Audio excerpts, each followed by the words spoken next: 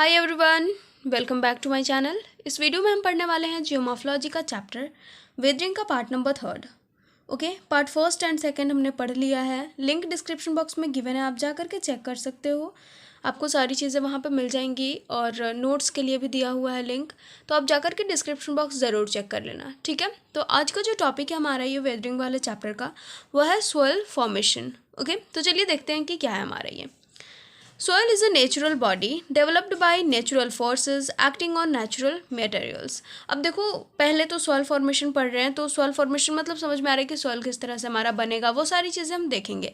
लेकिन उससे पहले हम जान लेते हैं कि सॉइल क्या चीज़ है। तो सॉइल एक नेचुरल बॉडी है, ठीक है। और किस तरह से ये डेवलप्ड होता है, तो जो हमारे नेचुरल फोर्सेज लगते हैं और वो रिएक्ट किस पे करते हैं, एक्ट किस पे करते हैं, तो हमारे नेचुरल मटेरियल्स पे, ठीक है। लाइक मैं बताती हूँ एग्जाम्पल कि ये हमारा रॉक है। ओके, तो रॉक क्या हमारा एक नेचुरल मटेरियल है, ये नेचुरल मटेरियल है। और जो हमारे विंड्स, जो हवा वगैरह चलती है हमारी, जो टेम्परेचर हमारा ज़्यादा होता है कभी कम होता है, तो वो क्या हमारा नेचुरल फोर्सेस होते हैं वो। और जब वो एक्ट करते हैं इस रॉक पे, तो ये धीरे धीरे क्या करेगा, ये टूटेगा। हमने पहले भी पढ़ा हुआ है। तो ये धीरे धीरे टूटते टूटते टूटते टूटते बहुत सालों बाद ये क्या करेगा, ये सॉइल में कन्वर्ट हो जाएगा।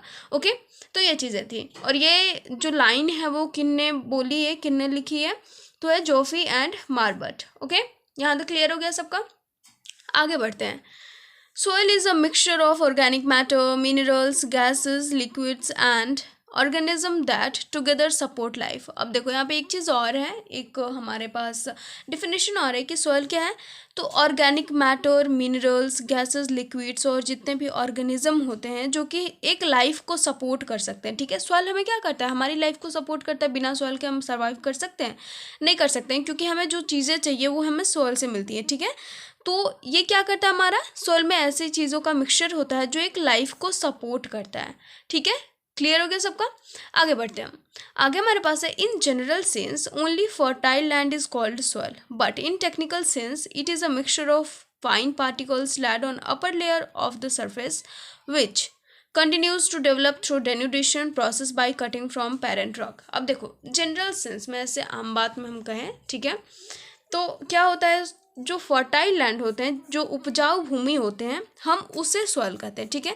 और टेक्निकल सेंस में क्या होता है, टेक्निकल सेंस में जो हमारा सॉइल है वो फाइन पार्टिकल्स का मिक्सचर है, जो कहाँ पे होता है, जो हमारा सरफेस होता है उसका जो अपर लेयर, मतलब अर्थ सरफेस जो है, तो सबसे अपर लेयर जो हो गया एकदम, उसे हम क्या कहते हैं, टेक्निकल सेंस में सॉइल कहते हैं, ठीक है। और फाइन पार्टिकल्स का ये मिक्सचर होता है। तो ये दो चीज़ें थी। अब देखो, जो सॉइल है वो क्या करता है, तो हम क्या बोल सकते हैं, continues to develop through denudation process by cutting from parent rock. Soil कैसे डेवलप्ड होते हैं, तो सॉइल कंटिन्यूली डेवलप्ड होते रहते हैं।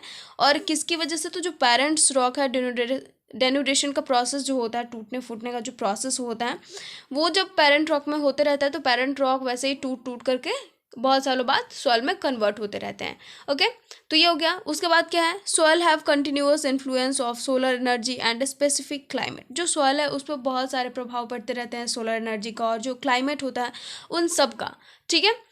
Soil extends only to a few centimetre thickness on the upper layer of the land. जो हमारा land होता है, ठीक है, ये हमारी अगर अर्थ है, तो मतलब ये लैंड वाला जो पार्ट है, ठीक है, ऐसे हम हॉरिजॉन्टली, हम वर्टिकली बात कर रहे हैं, ठीक है। तो ये जो अपर वाला लेयर हो गया, ठीक है, वो सिर्फ कुछ सेंटीमीटर का थिकनेस होता है, और उसी को हम क्या कहते हैं, सॉइल कहते हैं, ठीक है। बाकी नीचे क्या होता है, नीचे दूसरी मिट्टियाँ होती हैं, मतलब उसमें पत्थर बहुत ज़्यादा होते हैं। फिर नीचे बहुत आते आते हम क्या करते हैं, वो सिर्फ हमें पत्थर मिलने लगते हैं, ठीक है। अब आगे हम पढ़ते हैं।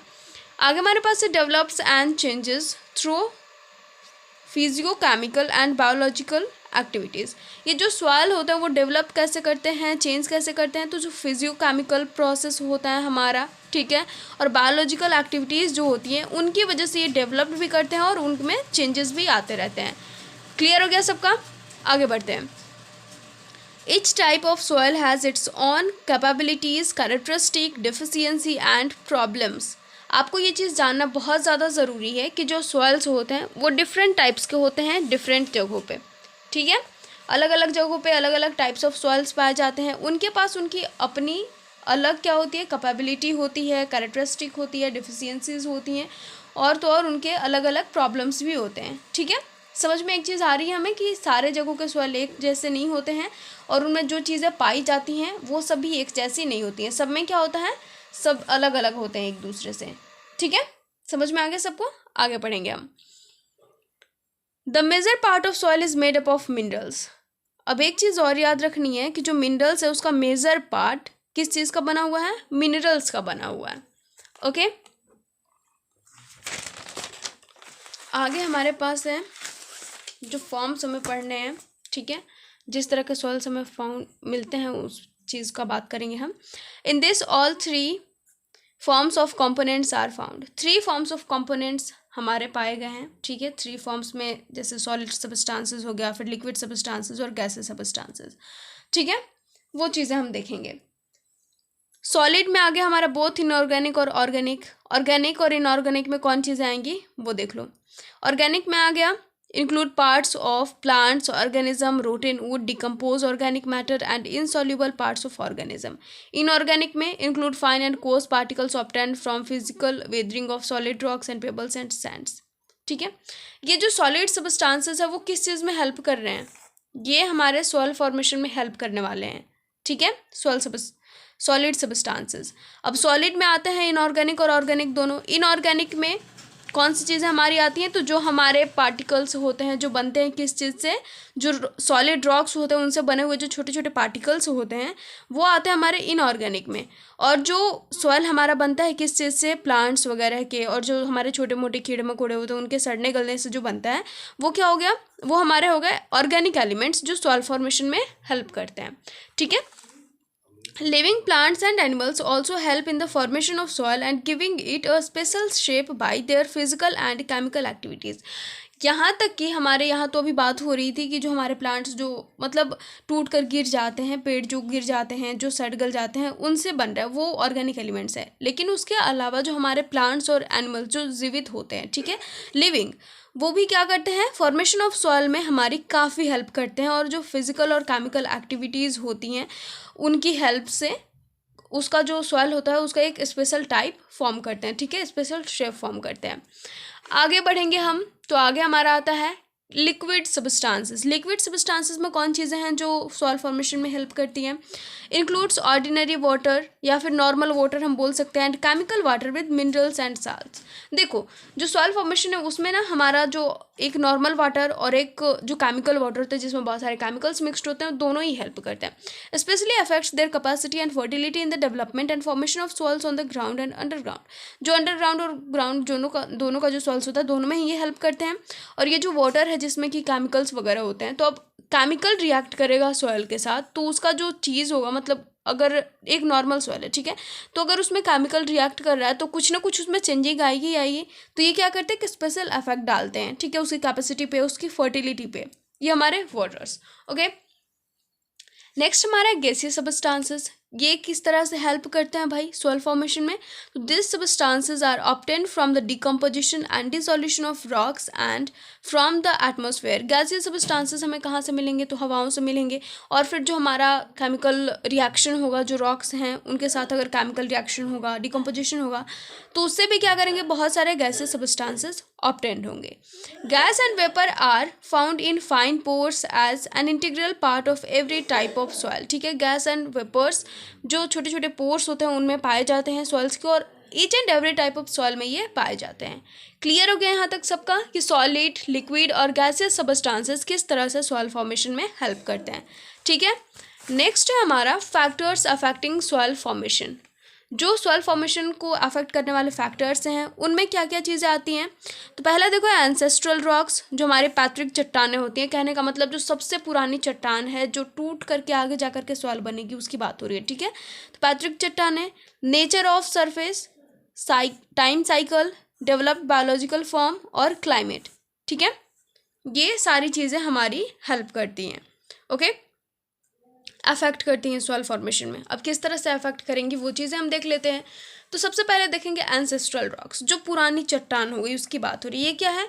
एक बेसिक फैक्टर है सॉइल फॉर्मेशन में। ठीक है, अगर ये नहीं रहेगा तो फिर सॉइल फॉर्मेशन होगा कहाँ से? क्योंकि इसी रॉक के टूटने से हमारा सॉइल बनेगा। ठीक है, तो ये एक आधार है।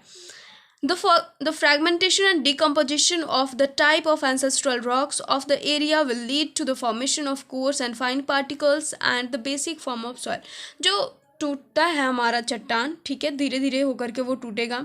तो जिस एरिया में टूटेगा ठीक है, उस वहाँ पे क्या होगा, टूटने के बाद छोटे छोटे पार्टिकल्स हमारे आ जाएंगे, ठीक है, एकदम छोटे छोटे फाइन पार्टिकल्स कन्वर्ट होते होते होते होते वो क्या करेंगे, वो सॉइल में कन्वर्ट कर देंगे, ठीक है। नेक्स्ट हमारा क्या है, physical and chemical changes and climate and other biological forms. ये क्या है, ये हमारे जो है अफेक्ट करते हैं, ठीक है। अब देखो किस तरह से अफेक्ट करेंगे, जो हमारा एंसेस्ट्रल रॉक्स वाला जो चलेगा, ठीक है, ये जो टाइमिंग चल रही है जब हमारा ये रॉक है वो धीरे धीरे ये, ठीक है, फिर क्या होगा, ऐसे बड़े बड़े चट्टानों में टूटा, उसके बाद फिर छोटे छोटे चट्टानों में टूटेगा, फिर छोटे छोटे, फिर छोटे छोटे, उसके बाद ऐसे, तो ये बहुत लंबा प्रोसेस चलता है। और इस लंबे प्रोसेस में फिजिकल केमिकल दोनों ही चेंजेस आते हैं, क्लाइमेट और बायोलॉजिकल फॉर्म्स, वो सारी भी चीज़ें बहुत अच्छे से इफेक्ट करती हैं इन चीज़ों को, ठीक है। उसके बाद हमारा है other layers of soil will developed on the top of the parent rocks. जो अदर लेयर्स होते हैं, ठीक है, other layers of soil will developed on the top of the parent rocks. जो अदर लेयर्स होते हैं सॉइल फॉर्मेशन के, मैं आगे दिखाऊंगी आपको कि किस तरह से लेयर्स बनते हैं पेरेंट रॉक्स के ऊपर ऊपर ऊपर, तो वो भी फॉर्म्ड होते चले जाते हैं, ठीक है। The mineral salts and basic elements and characteristic found in the soil all depend on the parent rock. अब पेरेंट रॉक किस तरह का है उस पर डिपेंड करता है कि जो हमारा सॉइल है उसमें एलिमेंट्स, उनमें जो मिनरल्स हैं और उसकी जो कैरेक्टरिस्टिक है वो किस तरह की पाई जाएंगी, ठीक है। किस पे डिपेंड करता है, पेरेंट रॉक्स पे, क्योंकि यही आधार है, यही बेसिक है, बेसिक चीज़ है, और इसी से हमारा सॉइल फॉर्मेशन होगा। अगर ये नहीं होगा तो सॉइल फॉर्मेशन नहीं हो सकता, ठीक है। तो इस पर तो डिपेंड करेगा ही करेगा। आगे हमारे पास है नेचर ऑफ सरफेस और सरफेस फॉर्मेशन। अब हम सरफेस जो हमारा धरातल स्वरूप या फिर सरफेस फॉर्मेशन वो देखेंगे। Determination of the thickness of the soil layer, its stability and structure of the soil all depends on a lot on the nature, on the surface nature, ठीक है। तो जिस तरह से हमारा जो थिकनेस ऑफ सॉइल है, ठीक है, मतलब जो हमारा ऊपरी सतह है उसका जो थिकनेस है उसको डिटरमाइन करना, उसको निकालना, उसकी स्टेबिलिटी है, स्ट्रक्चर किस तरह का है, वो सब किस पर डिपेंड करता है, तो नेचर ऑफ सरफेस पे, ठीक है, कि किस तरह से हमारा जो ये सरफेस है वो है।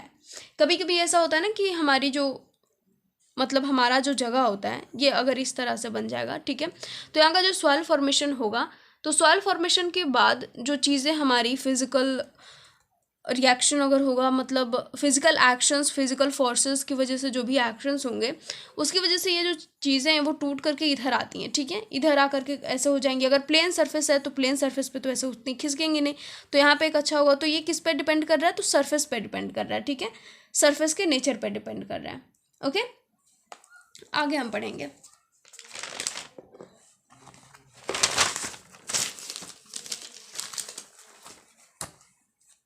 उसके बाद हमारा क्लाइमेट, ठीक है, नेचर ऑफ सरफेस सबको समझ में आ गया होगा कि किस तरह से होता है, किस तरह से जो हमारा सरफेस है वो किस तरह से होगा, तो वहाँ पे मिट्टी टिक पाएगी और वहाँ पे मिट्टी किस तरह की होगी, ठीक है। अब हम क्लाइमेट के बारे में पढ़ेंगे, क्लाइमेट किस तरह से अफेक्ट करता है।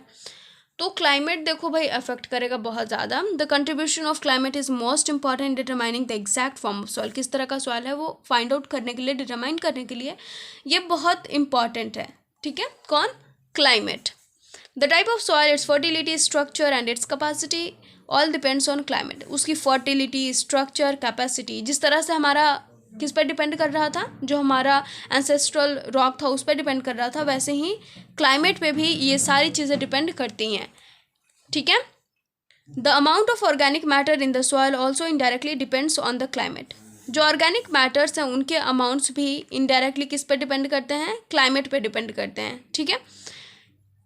आगे हमारे पास है wild parental rocks can contribute to the formation of elements such as the amount of sand, clay in the soil particles. Climate, temperature, moisture, rainfall, denudation, capacity and process have a decisive influence on soil formation. अब देखो यहाँ पे बात हो रही थी हमारी organic matter जो होते हैं हमारे, जो भी छोटे मोटे कीड़े मकोड़े वगैरह हो गए, प्लांट्स वगैरह हो गए, उनका अमाउंट भी किस पे डिपेंड करता है, तो क्लाइमेट पे डिपेंड करता है, ठीक है। क्योंकि अगर मतलब देखो क्लाइमेट अगर अच्छा नहीं होगा तो वहाँ पे ऑर्गेनिक मैटर्स ज़्यादा होंगे ही नहीं, ठीक है। तो सॉइल पे डिपेंड कर रहा है ना, अगर क्लाइमेट अच्छा होगा तो सॉइल भी वहाँ का अच्छा होगा, सॉइल अच्छा होगा तो अमाउंट ऑफ ऑर्गेनिक मैटर भी अच्छा होगा, ठीक है। कहीं ना कहीं एक दूसरे पे डिपेंड है सब कुछ। अब यहाँ पे बताया जा रहा है कि जिस तरह से हमारा पेरेंटियल रॉक्स जो है बहुत अच्छा योगदान देता है, मैंने बताया आपको यहाँ पे कि पेरेंटियल रॉक्स जो होता है, एंसेस्ट्रल रॉक्स, वो हमारा fertility, structure, capacity of soil जो होता है सब डिपेंड करता है उस पर, पेरेंटियल रॉक पे। वैसे ही ये सारी चीज़ें क्लाइमेट पे भी डिपेंड करती है, ठीक है। जो क्लाइमेट होता है, टेम्परेचर, मॉइस्चर, रेनफॉल, ये सारी चीज़ें क्या होता है, वो सब क्लाइमेट मतलब एक बहुत ज़्यादा इम्पैक्ट पड़ता है, ठीक है, क्लाइमेट का सॉइल फॉर्मेशन पे, ठीक है, बहुत बड़ा इन्फ्लुएंस होता है। समझ में आ गया सबको किस तरह से क्लाइमेट का होता है। आगे हमारे पास है time cycle. The formation of soil is a long process which goes on continuously. अब टाइम साइकिल का काल चक्र की बात हो रही है, मतलब जो टाइम पीरियड हमारा उसकी बात हो रही है। तो जो फॉर्मेशन ऑफ सॉइल का टाइम पीरियड है वो काफ़ी लंबा चलता है और कंटिन्यू होते ही रहता है, ठीक है। Particles of pebbles and sands are found in the new soil. अब देखो नए सॉइल जो होते हैं उनमें छोटे छोटे जो कंकड़ होते हैं वो पाए जाते हैं, ठीक है, छोटे छोटे जो सैंड्स होते हैं वो पाए जाते हैं। और टाइम के साथ साथ ये क्या होता है, देखो with the passage of time and the continuous effect of parent rocks, erosion and withering, the local soil starts become mature from new. अब क्या होता है कि जब इफेक्ट पड़ता है इरोजन का, वेदरिंग का, तो ये जो हमारे सॉइल्स होते हैं वो न्यू से क्या होते हैं, मैच्योर हो जाते हैं धीरे धीरे। Okay, physical process as well as the effect of chemical process can be easily seen. इसमें क्या होता है, फिजिकल प्रोसेसेस भी हमें देखने के लिए मिलेंगे, केमिकल प्रोसेसेस भी देखने के लिए मिलेंगे, और इन दोनों का जो इफेक्ट है वो जो है बहुत ज़्यादा पड़ता है किस पे, सॉइल फॉर्मेशन पे। कहीं ना कहीं हमारा जो इफेक्ट है वो केमिकल का हो रहा है, फिजिकल का हो रहा है, बायोलॉजिकल हो रहा है, ठीक है, इफेक्ट यही सारे हो रहे हैं। और जो चीज़ें हैं वो कुछ नई नई ऐड हो जा रही हैं। समझ में आ रहा है सबको? बस एक बार इसको पढ़ लो, एकदम अच्छे से समझ में आ जाएगा, खुद से भी पढ़ लोगे तो आ जाएगा, बहुत ही सिंपल लैंग्वेज में लिखा हुआ है, ठीक है। नेक्स्ट हमारे पास है developed biological form. Vegetation has its on specific effect on the composition of soil in many ways. अब देखो डेवलप्ड बायोलॉजिकल फॉर्म्स की बात हो रही है यहाँ पे, तो जो हमारे जीव जंतु होते हैं उनकी बात हो रही है, जो हमारे पेड़ पौधे होते हैं उनकी बात हो रही है। तो वेजिटेशन जो हमारे पेड़ पौधे होते हैं वो तो बहुत ज़्यादा मतलब एक अलग ही तरह से एक स्पेसिफिक इफेक्ट है उनका सॉइल फॉर्मेशन में, ठीक है। According to the according to the different effects of vegetation and climate, the soils become completely different with different characteristic and fertility with different problems। अब देखो जिस तरह से वेजिटेशंस होंगे उसके अकॉर्डिंग, उनके इफेक्ट के अकॉर्डिंग सॉइल जो होंगे वो अलग अलग होंगे, अलग अलग फर्टिलिटी कैरेक्टरिस्टिक उनकी होंगी, ठीक है। क्योंकि जहाँ पे हमारे देखो बहुत ज़्यादा जहाँ पे पेड़ पौधे होते हैं वहाँ के जो सॉइल्स होते हैं वो भी काफ़ी अच्छे खासे होते हैं, या फिर हम बोल सकते हैं कि जहाँ पे सॉइल अच्छे खासे होते हैं वहाँ पे जो वेजिटेशंस होती हैं वो अच्छी खासी होती हैं, ठीक है। अगर कोई पेड़ पौधा है, अगर वो गिरा सड़ गल के, अगर टूट करके गिरा, तो जो मिट्टी है वो अगर अच्छी है वहाँ पे, ठीक है, तो वो एब्जॉर्ब कर लेगी जल्दी से और उनको फिर से क्या करेगी, उनको मतलब अपने आप में मिला लेगी, उनको गला देगी, ठीक है। और अगर वही वहाँ पे रॉक्स वगैरह है तो वहाँ पे तो पहले एक चीज़ तो क्लियर हो जाती है कि वहाँ पे अगर रॉक है जहाँ पे, वहाँ पे हमारे पेड़ पौधे उतने होंगे नहीं, और अगर एक दो है भी तो वो टूट करके गिरते भी हैं तो वो जल्दी से क्या होंगे, वो मिट्टी में मतलब नहीं मिल पाएंगे, ठीक है, मतलब वो सड़ नहीं पाएंगे उतनी जल्दी जितनी जल्दी अच्छी मिट्टियों में हो बताया, ठीक है। एनिमल्स किस तरह से करते हैं affect, animals also have physical and chemical influence, हमने पहले ही पढ़ा था, इन the formation and development of top soil. Squirrel, dogs, rats, snakes, mangoes, and many creatures of semi-arid and desert lands keep loosening the soil by digging or making burrows। ये सारे जो हम पढ़ रहे हैं ना इन बच्चों के बारे में, ये जो हमारे क्रिएचर्स हैं उनकी बात कहाँ की हो रही है, सेमी एरिड और डिजर्टेड लैंड्स में। यहाँ पे क्या होता है, उतनी अच्छी मिट्टियाँ नहीं होती हैं, तो ये क्या करते हैं, जो लूज मिट्टी होती है उस तरह की नहीं होती है यहाँ पे, ठीक है। तो एनिमल्स क्या करते हैं, वो अपना जो छोटा मोटा बिल बनाते हैं उसको खोदते रहते हैं, तो उससे क्या होता है, हमारा जो मिट्टी है वो लूज होते जाता है, ठीक है। तो ये क्या कर रहे हैं, ये अफेक्ट कर रहे हैं ना हमारे सॉइल को। आगे हमारे पास है similarly microbes and microflora destroy themselves and provide humus to the soil, ठीक है। इसी तरह से जो माइक्रोब्स हैं, माइक्रोफ्लोरा हैं, वो सब भी क्या करते हैं, खुद को डिस्ट्रॉय करते हैं और जो सॉइल है उसमें ह्यूमस प्रोवाइड कराते हैं, ठीक है। हमारा आगे है सॉइल फॉर्मिंग रिजाइम्स। ओके, देखो आगे हमारा जो सॉइल फॉर्मिंग रिजाइम्स है उसमें क्या है, there can be many combinations of factors that contribute to the formation of soil. बहुत सारे कॉम्बिनेशन हैं फैक्टर्स के जो हमारे फॉर्मेशन ऑफ सॉइल में अपना योगदान देते हैं, which give rise to different types of soils, और जिनकी वजह से डिफरेंट टाइप्स ऑफ सॉइल्स भी बनते हैं।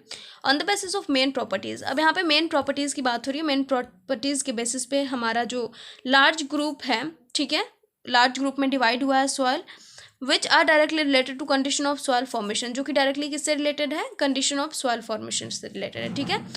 तो देखो मेन प्रॉपर्टीज़ के अथी पे हम जो हमारा मेन प्रॉपर्टीज़ है उसके बेसिस पे हम देखेंगे, ठीक है, कि कितने पार्ट्स में डिवाइडेड है। पहला तो हमारा है लैटरलाइजेशन,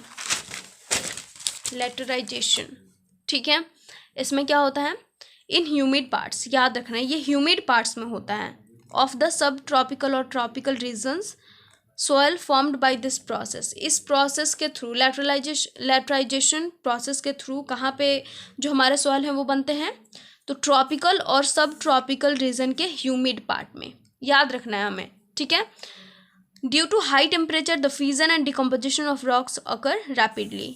हाई टेम्परेचर होने की वजह से जो फ्यूजन होता है, जो डिकम्पोजिशन होता है रॉक्स का, वो जल्दी से हो जाता है। Soluble minerals are lost due to excessive rainfall. बहुत ज़्यादा रेनफॉल होने की वजह से जो सोल्यूबल मिनरल्स होते हैं वो एकदम जल्दी से जो है डिसॉल्व हो जाते हैं, ठीक है। आगे हमारे पास है due to early decomposition of flora and micro organism there is a lack of humus, ठीक है। Insoluble iron and aluminium oxides remain on the surface. क्या होता है कि डिकम्पोजिशन ज़्यादा ना होने की वजह से फ्लोरा एंड माइक्रो ऑर्गेनिज्म का ह्यूमस की कमी हो जाती है, ठीक है। Insoluble iron and aluminium oxides remain on the surface. Surface के ऊपर जो बचे खुचे आयरन और एल्यूमिनियम ऑक्साइड्स होते हैं वो इकट्ठे हो जाते हैं, और इनके रिजल्ट की वजह से क्या होता है, जो सॉइल हमारा वो मोटा होता है, पोरस होता है और रेड इन कलर होता है, ठीक है। यहाँ तक सबको समझ में आ गया होगा। आगे हम देखेंगे,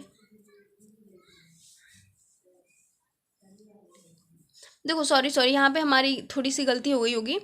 जो हमारे सॉल्युबल मिनरल्स वो वहाँ पे डिसॉल्व नहीं हो जाते, वो वहाँ से बह जाते हैं, ठीक है, मैंने ध्यान नहीं दिया, वो अपने जगह से बह जाते हैं। तो क्या होगा, ह्यूमस की कमी तो हो ही जाएगी, ठीक है, क्योंकि वो जल्दी से मतलब डिसॉल्व नहीं हो पाए, वो वहाँ से बह गए, तो क्या होगा, लैक ऑफ ह्यूमस होगा, और जिसकी वजह से जो इंसॉल्युबल आयरन्स वगैरह हैं वो इकट्ठे हो जाते हैं ऊपर सतह पे। समझ में आ गया सबको।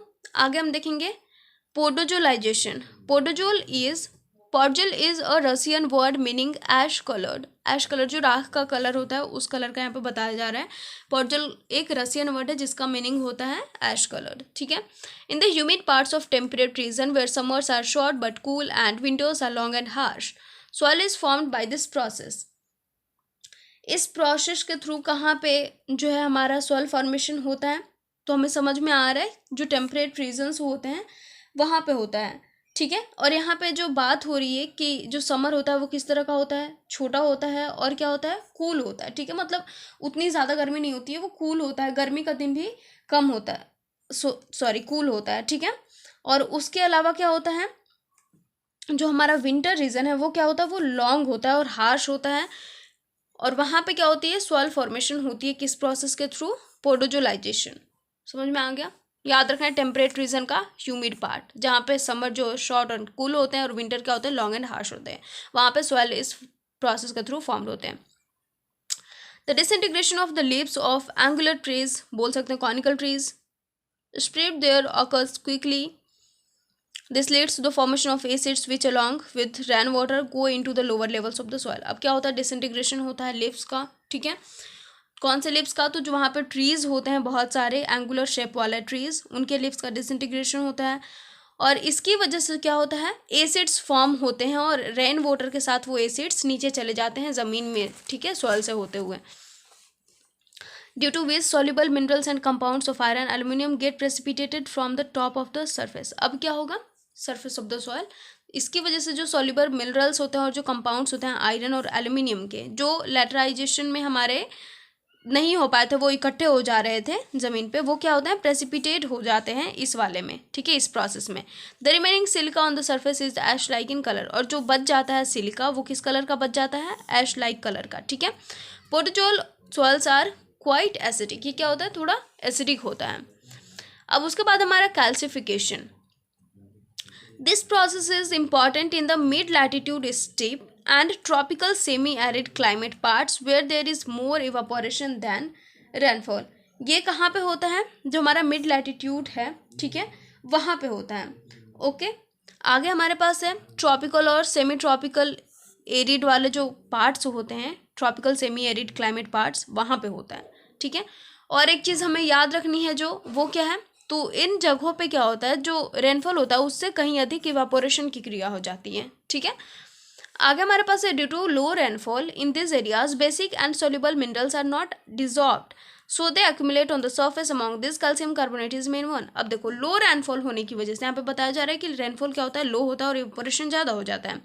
तो लो रेनफॉल होने की वजह से जो बेसिक और सॉल्युबल मिनरल्स होते हैं वो सॉल्युबल नहीं हो पाते. ठीक है, मतलब वो डिजॉल्व नहीं हो पाते हैं और वो क्या करते हैं, सरफेस पे हमारे एक्यूमुलेट हो जाते हैं. और इनका जो एक मेन एग्जाम्पल है वो कैल्शियम कार्बोनेट का है. ठीक है, ये भी उनमें से एक है. In summer due to the rapid capillary action lime from the lower surfaces also gets deposited on the top. अब क्या होता है, कैपिलरी एक्शन के द्वारा समर सीजन में इसकी वजह से क्या होता है, जो हमारे लोअर सरफेस पे जो लाइम होते हैं, जो कैल्शियम कार्बोनेट वगैरह होते हैं, वो भी टॉप पे आ जाते हैं, नीचे से ऊपर आ जाते हैं. ठीक है, ज़मीन पे. आगे हमारे पास है अदर्स. और अदर्स कोई हमारे पास है प्रोसेस सॉइल फॉर्मेशन का, तो उसमें देखो सैलिनाइजेशन और ग्लेजेशन का है. In addition to the above some local activities are also helpful in the formation of soil. अब ये लोकल एक्टिविटीज़ है. ठीक है, वो तीनों क्या था, वो इंपॉर्टेंट था. ठीक है, और ये क्या एक लोकल है, तो सैलिनाइजेशन जिसमें जो कहाँ पे होता है, which occurs in the desert climate areas, और ग्लेजेशन जो कहाँ पे होता है, which occurs in the humid cold region. याद रखना, ये अदर्स में आते हैं, लोकल एक्टिविटीज़ हैं जिनके थ्रू सॉइल का फॉर्मेशन होता है. अब हम पढ़ेंगे texture of soil. Texture of soil में हम देखेंगे कि किस तरह की मिट्टियाँ होती हैं. ओके, जो मिट्टी जहाँ पे पिबल स्टोन ज़्यादा होते हैं, ठीक है, कंकड़ वाले होते हैं, उनकी थिकनेस क्या होती है, डायमीटर कितने होते हैं, मोर देन 5 मिलीमीटर. ठीक है, कोर्स सैंड की कितनी होती है, 1 to 5 मिलीमीटर. मीडियम और फाइन ग्रेन सैंड की क्या होती है, 0.05 to 1. और लोएम सिल्ट 0.005 to 0.05. और क्ले सॉइल का कितना होता है, लेस देन 0.005. ये क्या है, थिकनेस है सॉइल का. ठीक है, जिसमें कंकड़ ज़्यादा होते हैं, जो कोर्स सैंड जो मोटे बालुओं की तरह होते हैं, जो फाइन जो एकदम मीडियम एकदम पतले पतले सैंड होते हैं उनकी बात हो रही है, और जो सिल्ट होते हैं जो लोएमी सॉइल होता है उसकी बात हो रही है कि उसका कितना होता है डायमीटर, और ये क्ले सॉइल जिसका कितना होता है. ठीक है, तो ये याद करने वाला बेसिक है, बेसिकली जो आपको याद हो जाएगा आई होप, कि कितना सेंटीमीटर होता है, कितना मिलीमीटर होता है इन सब का डायमीटर या फिर थिकनेस. अब है सॉइल प्रोफाइल. सॉइल प्रोफाइल क्या होता है वो जान लो. तो ये वर्टिकल सेक्शन है सॉइल का. ठीक है, from the surface layer down to where the soil meets rocks. ये सरफेस लेयर से लेकर के कहाँ, वहाँ तक जहाँ रॉक से ये हमारा जो सॉइल है वो मिलेगा. ठीक है, तो ये क्या एक वर्टिकल है, तो इस तरह का होता है. और क्या है, it allows you to examine the structure of soil. और ये हमें अलाउ करता है कि स्ट्रक्चर ऑफ सॉइल्स किस तरह के होते हैं हम पता लगा सकते हैं. अब देखो पढ़ ही लेते हैं इसको कि क्या है ये इस तरह का हमारा वर्टिकली है. ठीक है, और ये क्या कर रहा है, इस तरह से आकर के ये रॉक वाले सॉइल से मिल रहा है ना, ये रॉक से मिल रहा है ना, ये मिट्टी आकर के ऐसे वर्टिकली. ऊपर का जो होता है उसमें ह्यूमस ज़्यादा होते हैं. ठीक है, क्योंकि ये घास जो है अगर ये सड़ेगा गलेगा तो वो क्या होगा, कन्वर्ट करेगा ह्यूमस में, ह्यूमस प्रोवाइड कराएगा. टॉप सॉइल हमारा ए होरिजोन होता है, often rich in humus and minerals. यहाँ पे मिनरल्स और ह्यूमस दोनों ही क्या होते हैं, रिच होते हैं यहाँ पे. इसी की वजह से, रिच होने की वजह से हमारा जो खेती होता है, जो पेड़ पौधे होते हैं वो काफ़ी अच्छे होते हैं. ठीक है, subsoil B horizon, poor in humus rich in minerals. Humus यहाँ पे पुअर हो जाता है. ठीक है, बहुत कम ह्यूमस होता है, और मिनरल्स क्या होता है, रिच होते हैं.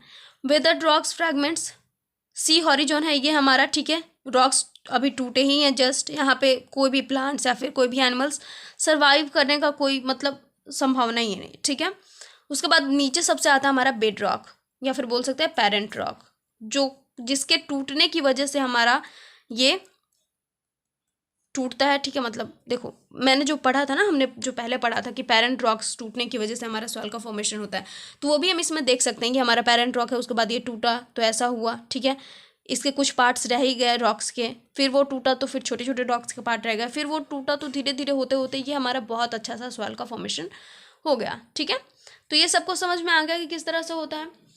ये हमारा पूरा का पूरा चैप्टर था वेदरिंग का, ठीक है, जो कि कंप्लीट हो चुका है। नेक्स्ट वीडियो में हम नेक्स्ट चैप्टर को पढ़ने वाले हैं।